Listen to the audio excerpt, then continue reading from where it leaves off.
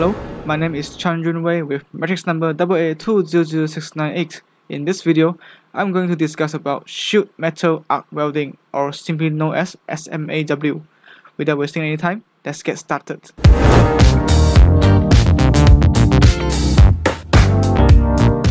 Before we proceed to welding, there are several safety precautions that we need to obey.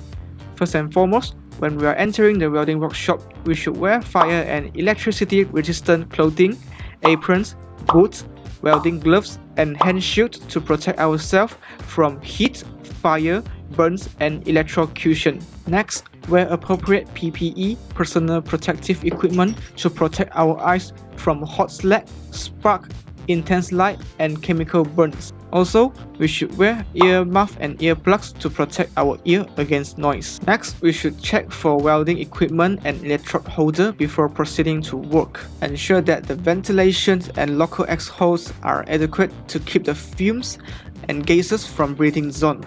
While welding, we should keep a sufficient Class ABC fire extinguisher nearby and make sure that the fire extinguisher gauge is full. Remember to perform lockout and take-out procedures LOTO when repairing welding equipment. Now let's proceed to the general steps on operating SMAW. Step 1. The metal pieces that will be applied in the welding process are cleaned properly to remove oil, dust, dirt, grease, and etc. Step 2. Firmly hold the workpiece to a suitable fixtures. Step 3. A suitable electrode is inserted into the electrode holder at an angle of 60 degrees to 80 degrees with the workpiece.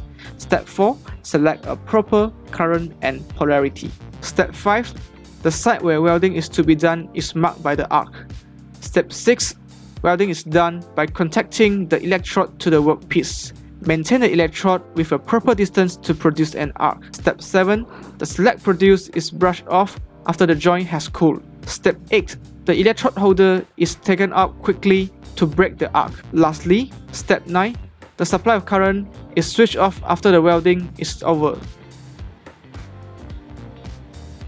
When we are in the process of choosing electrodes, it's important for us to understand the identification system of the electrode.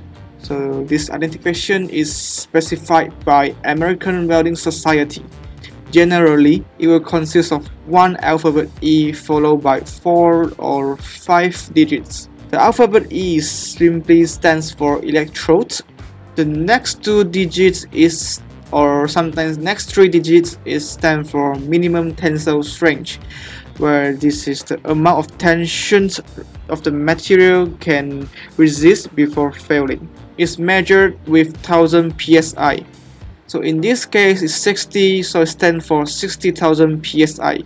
So the next digit is stand for the welding position, where 1 is stand for any position and 2 is stand for flat or horizontal position. The last digit is stand for the flux composition, where 0 or 1 is stand for high cellulose potassium, 2 is stand for high titanium sodium, 3 is for high titanium potassium, and lastly 4 is for iron powder low hydrogen. Next, we're going to talk about the electrode design.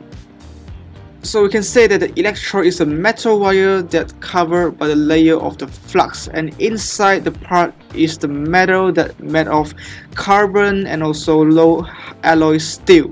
The flux is a non-conductor of electricity, so it's very important to keep them dry as they provide shielding requirement to the weld pool. It also removes impurities and oxygen to the base metal. Is helpful for additional alloying and arc stability. Since it's an insulating material, it will keep the heat and energy in the molten metal, where it's helpful for better quality of welding. Next, we talk about electric polarity. There are 3 main types of polarity that we can apply in welding. The first one is alternating current, or simply known as AC. The second one is direct current, or DC, but under direct current there will be 2 types of it, which is direct current electropositive DCEP and direct current electronegative DCEN. The electric polarity is chosen based on the nature of the electrode. So for example, the E6010 will only run if DCEP, but the E6013 can run all three types of polarities. Here's a table showing the common SMAW electrode with their applicable polarities here. Next, we're going to talk about the electrode angle. So there are several things that we need to follow in this section. So when welding, we must try to avoid using extreme angle. We don't want to use the extreme angle and just push the electrode. In fact, we need to direct the arc down into the material. In order to obtain the ideal electrode angle, we can simply put the electrode straight up 90 degrees and went over to the left side for about 10 to 15 degrees. And they will be fine. So for your information, an excessive electrode angle will also increase the arc length. By the way, let's talk about the arc length now.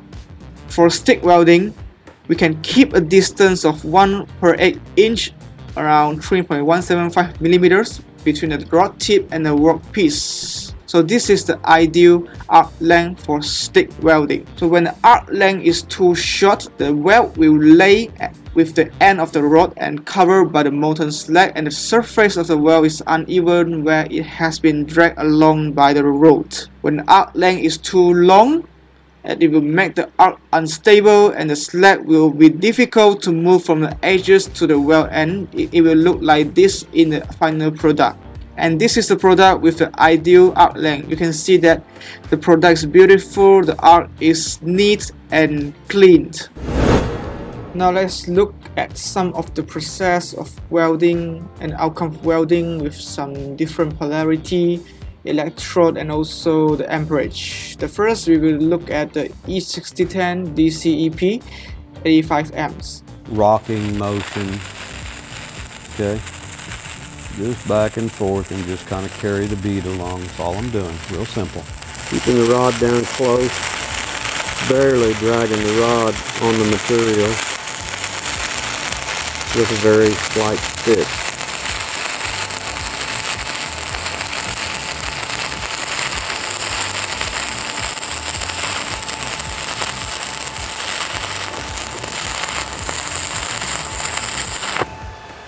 You can see this rod does produce some spatter.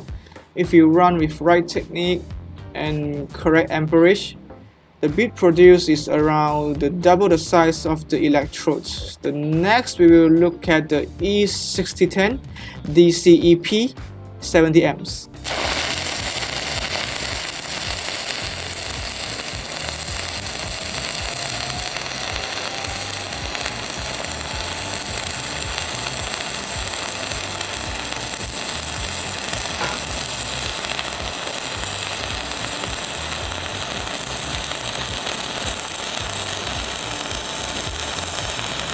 We can see that it's basically the same with E6010. We can see how fast freeze this electrode is.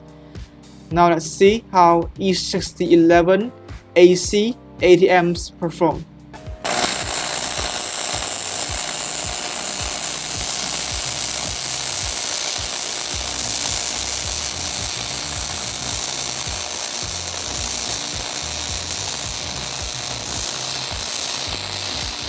So I think by that arc shot you can see that, you know, you can do some movement manipulation. I think I did the little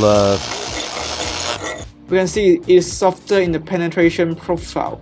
The next electrode is E6013 DCEP 100 amps. material quicker, so you'll get a little bit more of a crown or buildup with each end. Let's run them on all three. We're not going to play no songs during this one here. We're not going to whip it.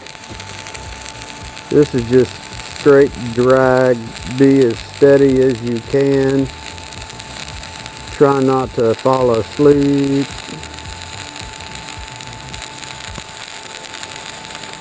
Very quiet to run.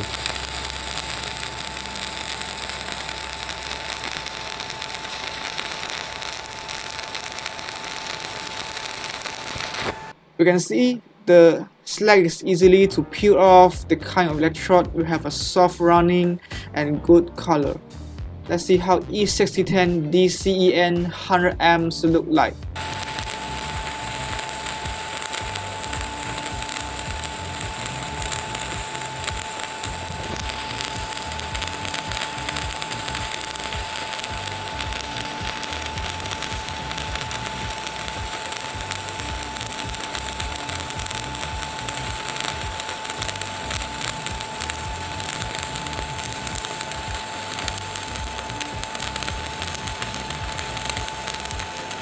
So that was EN. To me it looked softer and quieter. Should be crowned up about the same, maybe just a skosh higher. Skosh, that's a welding term. Again, this electrode does produce a soft arc and slack can easily peel off and we can make a beautiful weld with it.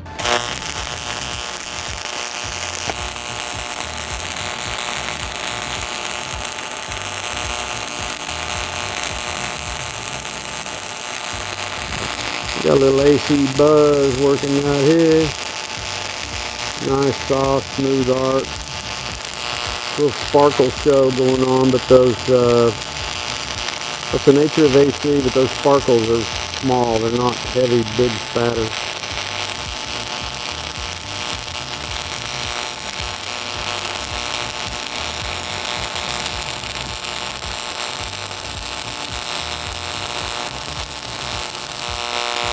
There's a long arc. Don't do that. Again, soft arc and beautiful. Now let's proceed to E7018 DCEP 85 amps. I'm trying to do action here.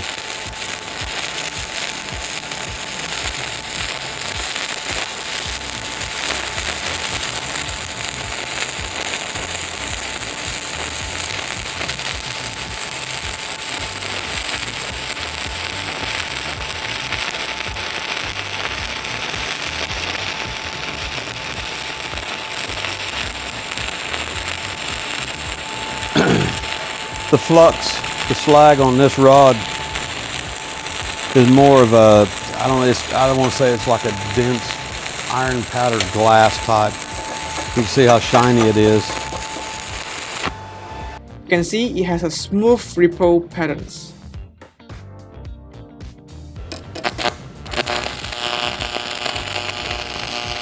A little bit of a rough start there, camera guy.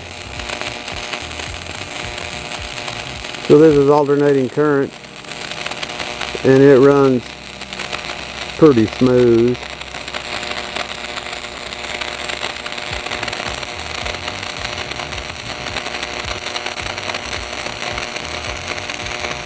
.60 hertz output, old time stuff right here.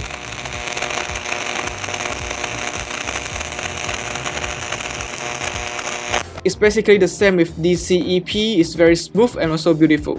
Here are some do's and don'ts during welding. So the do's is, we must always follow the instruction of moderator. The second, we must clean the floor before we start welding. The third is, we must always use a correct amperage and polarity of welding machine according to the nature of electrode. So for the don'ts is, we do not operate the welding machine without the permission of moderator.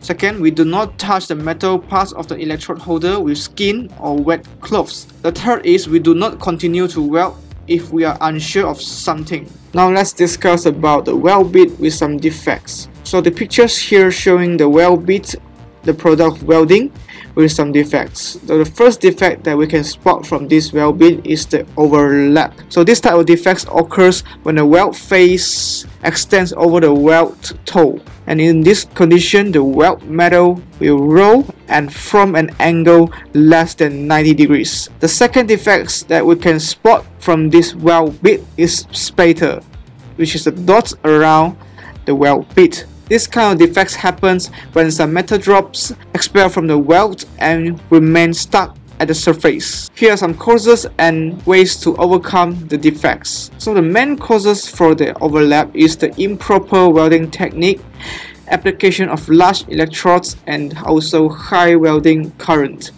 To overcome these defects, We should use a proper technique for welding, and the surface of metal should be cleaned properly before weld to clean out the dirt, the grease, the oil that affects the welding product. The third is we must use a small electrode with less welding current. Let's proceed to the spatter.